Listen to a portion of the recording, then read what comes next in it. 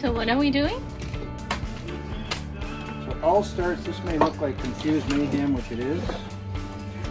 That's okay. I have this part, this part. This is high bilge alarm. This is the float. When it goes up like this, sets the alarm off. This is the little unit that buzzes away. So now I have to get power to here and a ground. So here's our panel.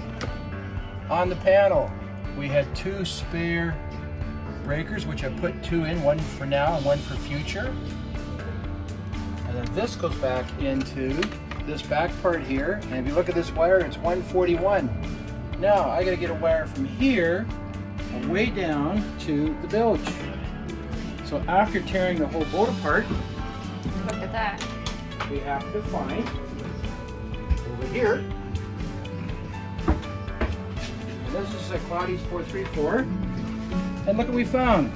The wire that's on plus 141.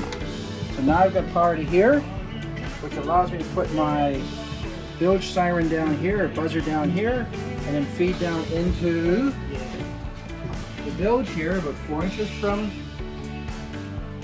higher than that bilge. So when this starts flooding, boom, it sets the alarm off and tells us that the bilge isn't working. We always have to constantly check, which we do once a day or twice a day anyways. That's it. Easy peasy. Easy peasy. Only took me an hour to figure it all out. And in the meantime, look at what this looks like again. A freaking mess.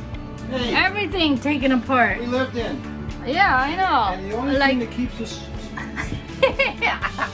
Well, grounded is this stuff. That's not for you though, that's just for me. You're great. Yeah. But this is like this morning we woke up and this was just like, look at this. This is our beaver. And then there's a cabin.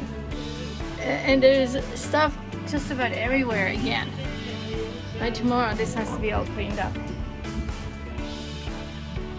There's something in here. Oh, look at them. New sheets we got for the ladies. And more life vests. This goes on.